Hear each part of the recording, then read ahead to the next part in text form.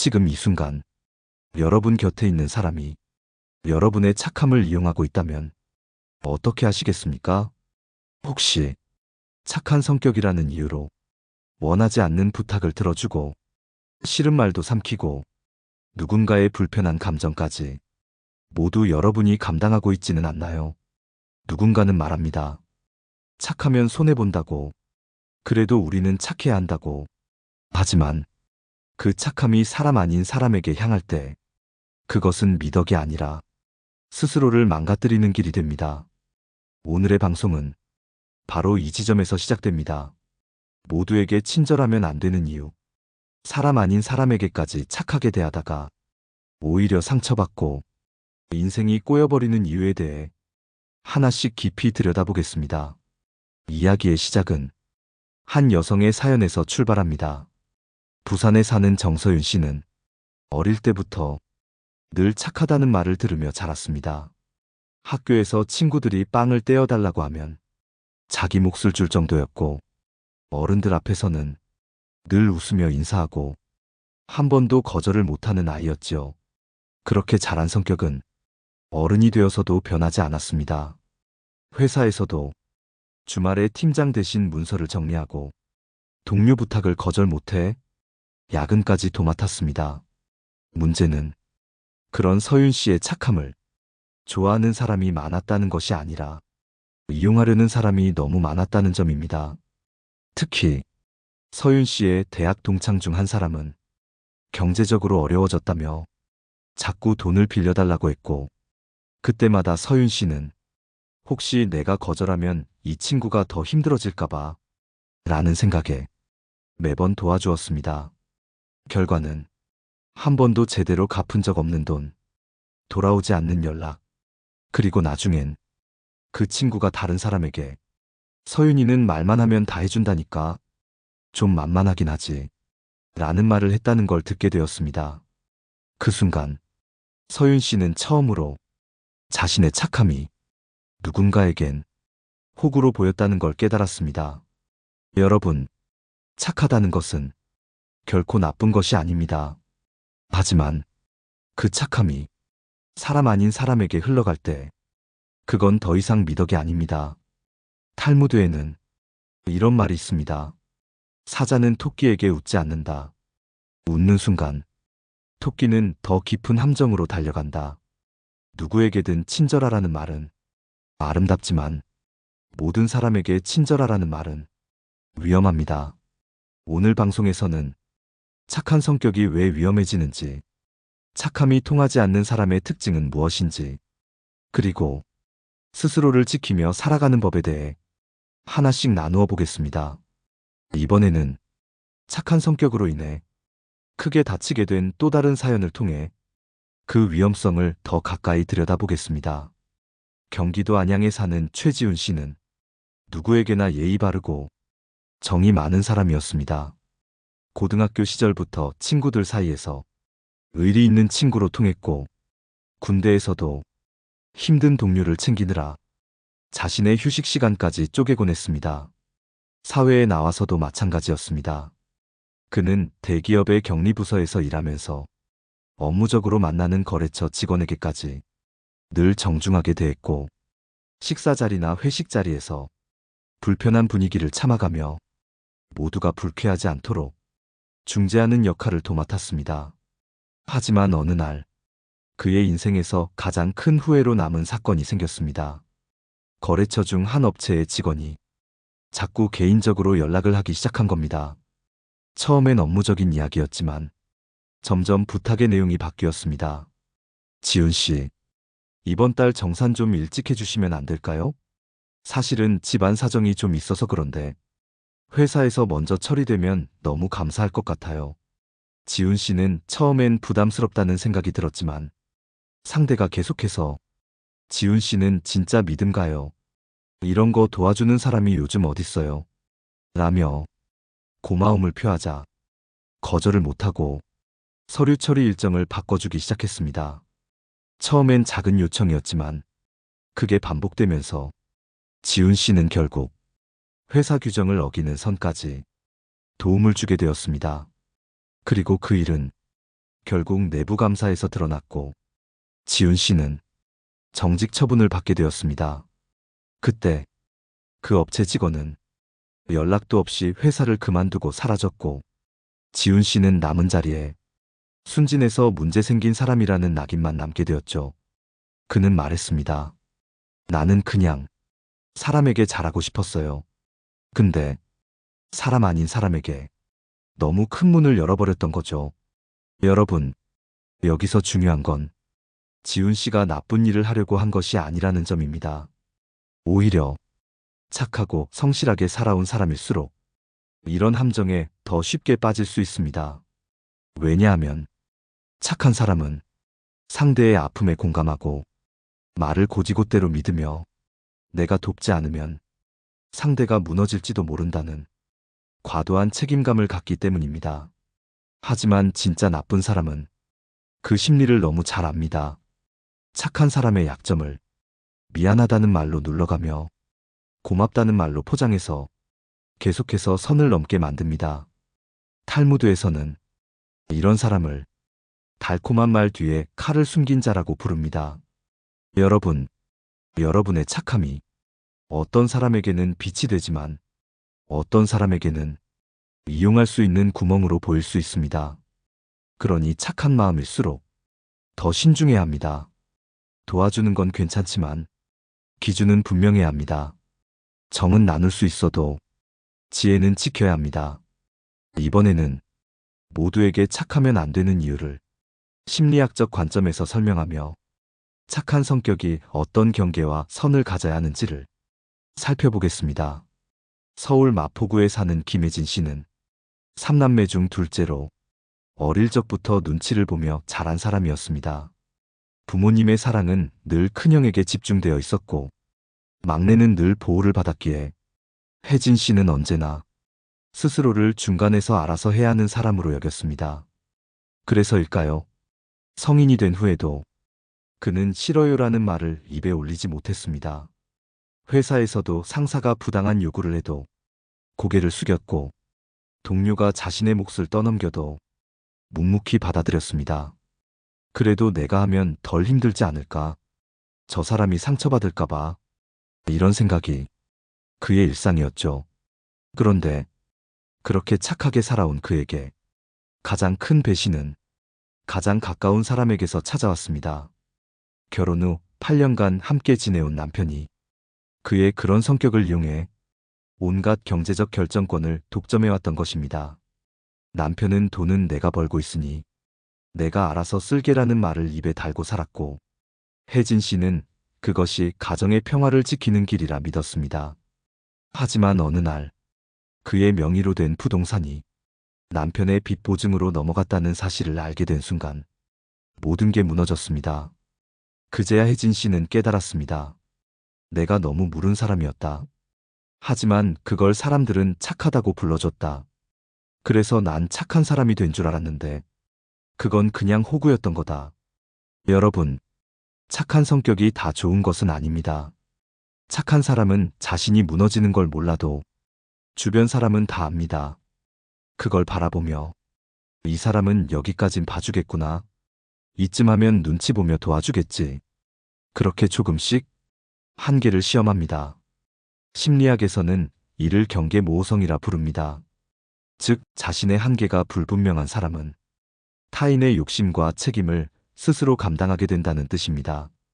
그런 사람일수록 더 큰 고통을 당하기 쉽고 더 큰 상처를 받기 쉽습니다. 정확한 거절, 분명한 선, 이 두 가지가 없다면 착한 성격은 덫이 될 뿐입니다. 모두를 다 만족시키는 착한 사람이 아니라 진짜 필요한 사람에게 올바르게 친절할 줄 아는 사람. 그게 우리가 지향해야 할 모습입니다. 한 철학자는 이렇게 말했습니다. 무조건 착한 사람이 되지 마라. 그건 결국 세상의 칼끝이 너를 향하게 만들 뿐이다. 이 말이 주는 묵직한 울림을 가슴 깊이 새기시길 바랍니다. 다음으로 이런 착한 성격이 만들어지는 원인과 어릴 적 경험이 지금의 인간관계에 어떤 영향을 주는지 조금 더 깊이 들여다보겠습니다. 어릴 적 누구에게나 단 한 번쯤은 억울한 기억이 있을 겁니다. 정말 잘못한 것도 없는데 혼자 남고 변명할 틈도 없이 네가 참아라는 말을 들어야 했던 순간, 그 순간이 바로 무조건 착해져야만 한다는 마음의 뿌리가 자라나는 시작이 됩니다. 심리학에서는 이를 내면화된 수능이라고 합니다. 사랑받기 위해, 인정받기 위해 나를 포기하고 타인의 감정에 맞춰 사는 습관. 이 습관은 시간이 지날수록 자신의 감정을 감추는 데 익숙해지게 만들고 타인을 먼저 배려하는 사람으로 보이지만 실제로는 스스로를 상처내는 삶에 더 가까워지게 됩니다. 한 상담 사례를 소개합니다. 경기도 부천에 사는 박윤지 씨는 자녀 둘을 키우는 전업주부입니다. 그녀는 어느 날 아이들 학부모 모임에서 몇몇 부모들로부터 자신이 일방적으로 도맡아 오던 반찬 당번, 청소 준비물 챙기기까지 모든 부담이 당연한 듯 떠넘겨지고 있다는 걸 깨달았습니다. 윤지 씨는 말합니다. 처음엔 그냥 내가 하는 게 낫겠다고 생각했어요. 그런데 나중엔 윤지 씨는 원래 그런 거 잘하잖아요. 늘 고맙게 생각해요. 이 말이 칭찬이 아니라 책임 회피였다는 걸 알게 됐어요. 여러분, 착함은 처음엔 편해 보이지만 결국은 무게가 됩니다. 그 무게는 점점 커져서 나중엔 나 혼자 감당할 수 없게 되죠. 더 무서운 건 그 누구도 그걸 알아주지 않는다는 사실입니다. 윤지 씨가 변한 건 한 통의 문자 메시지 때문이었습니다. 이제 좀 그만하셔도 될 것 같아요. 다들 너무 의지하게 되네요. 처음엔 감동이었지만 곧 두려움으로 바뀌었습니다. 나는 왜 이렇게 되도록 놔뒀을까? 그녀는 이제 무작정 도와주지 않습니다. 도움이 필요한 사람을 보되 그 사람의 태도도 함께 봅니다. 그녀는 말합니다. 예전엔 내가 착해서 사람을 도왔다면 이젠 내가 나를 아끼기 위해 누구를 도와야 할지, 누구에겐 선을 그어야 할지를 선택할 줄 알게 됐어요. 착한 성격이 진짜 아름다워지는 건 경계가 생겼을 때입니다. 내가 아프지 않고 내가 무너지지 않을 때 그 친절은 비로소 의미를 가집니다. 고대 철학자 소크라테스는 이런 말을 남겼습니다. 가장 현명한 사람은 도움을 줄 사람과 피해야 할 사람을 구별할 줄 아는 사람이다. 착하다는 이유로 모든 사람에게 문을 열지 마세요. 그 문 너머엔 상처와 후회만 남을 수 있습니다. 이번에는 사람 아닌 사람에게 친절하게 대했을 때 우리 인생에 어떤 대가가 따르는지 조금 더 구체적으로 이야기 나눠보겠습니다. 사람 아닌 사람에게까지 친절했던 이들의 삶을 들여다보면 그 끝에는 언제나 공통된 후회가 있습니다. 내가 왜 그 사람에게 그렇게까지 했을까? 이 말 안에는 분노도, 슬픔도, 무너진 자존감도 함께 담겨 있습니다. 서울에서 교직에 있었던 한 여성분의 이야기를 들려드릴까 합니다. 이분은 정년 퇴직을 앞두고도 주변의 부탁을 거절하지 못했습니다. 동료 교사들이 자신의 수업과 행정 업무를 부탁할 때면 늘 네, 제가 해볼게요 하며 수락했죠. 그분은 다정하고 따뜻하며 늘 누군가를 도왔습니다. 하지만 결국 그렇게 도와줬던 동료들이 학교 내 인사이동에서 자신을 배제하고 자신의 자리를 탐내며 서서히 등을 돌렸을 때 그제야 깨달았다고 합니다. 나는 늘 사람을 믿었는데 사람은 나를 믿어주지 않더군요. 그분은 그렇게 말하며 오랫동안 안 쓰던 표현을 꺼내셨습니다. 사람 아닌 사람이었어요. 나만 사람 대접을 했던 거지. 그들은 나를 그냥 이용할 줄만 알았던 존재였죠. 이 말에 많은 분들이 고개를 끄덕입니다. 사람답지 않은 사람에게 사람처럼 대하면 그들은 우리가 준 호의를 자신의 권리로 착각합니다. 그리고 무서운 건 그 착각을 절대 바로잡아주지 않는다는 겁니다. 여러분, 그들은 한 번도 여러분을 존중하지 않았습니다. 여러분이 인격을 지키며 대했던 모든 태도는 그들에게는 당연함으로 받아들여졌을 가능성이 높습니다. 불교에서는 이런 사람을 업장중생이라고 부릅니다. 업이 너무 깊어 타인의 친절을 이해하지 못하고 자신의 이익만을 추구하는 사람들. 그들에게는 아무리 덕을 베풀어도 그 마음이 닿지 않습니다. 마치 바위에 물을 붓는 것과 같죠. 그렇기에 때로는 누구를 돕는 것이 아니라 누구에게는 거절하는 것이 나를 지키는 가장 지혜로운 길이 됩니다. 심리학자 에릭 번은 이런 말을 했습니다. 나를 힘들게 하는 사람을 계속 받아들이는 건 결국 나 자신에게 폭력을 행사하는 일이다. 이 말은 단호하게 들릴 수 있지만 그 안에 담긴 메시지는 분명합니다. 착한 사람도 거절할 줄 알아야 착함이 빛을 발한다는 것. 여러분이 그동안 베풀었던 친절이 누군가에게 진심이었음에도 그 진심이 짓밟혔다면 그건 여러분이 부족해서가 아니라 상대가 사람이 아니었기 때문입니다. 이제는 선택하세요. 이 사람은 내 친절을 받을 자격이 있는가? 다음으로 마지막 이야기에서는 이 모든 상황 속에서도 여러분이 지켜야 할 마음과 태도, 그리고 어떻게 해야 후회 없는 인간관계를 만들 수 있는지를 함께 정리해 보겠습니다. 이제는 여러분의 착함이 더 이상 여러분을 망가뜨리지 않기를 바랍니다. 친절은 미덕입니다. 그러나 그 미덕도 받을 줄 아는 사람에게 주어질 때 비로소 아름답게 피어납니다.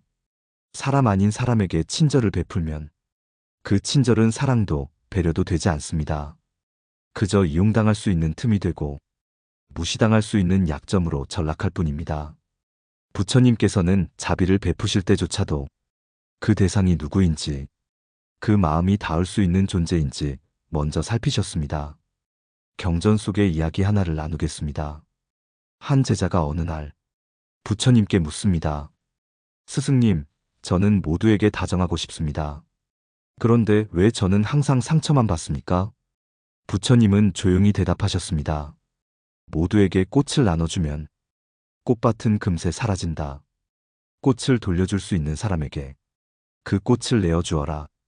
이 말은 단순히 친절의 대상을 고르라는 뜻이 아닙니다.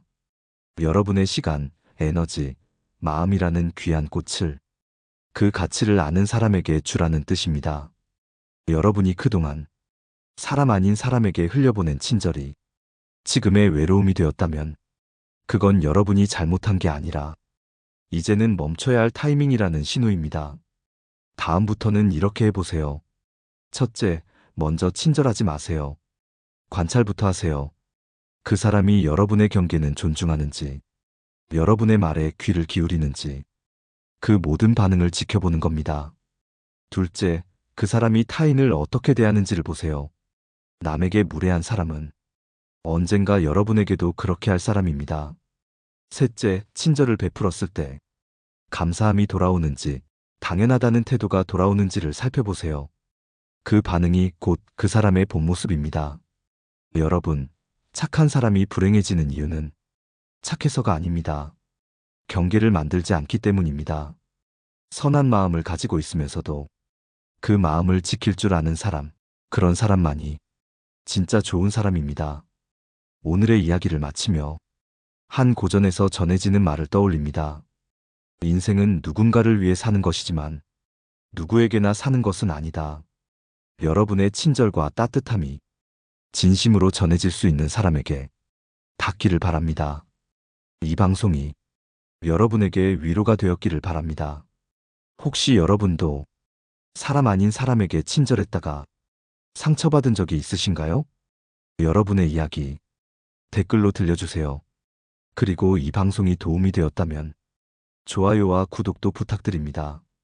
여러분의 선한 마음이 더 이상 상처받지 않기를, 그 착함이 진짜 복이 되어 좋은 인연으로 돌아오기를 진심으로 기도합니다. 오늘도 함께 해주셔서 감사합니다. 다음 이야기에서 다시 인사드리겠습니다. 편안한 하루 되세요. 내 삶을 바꾸는 지혜였습니다.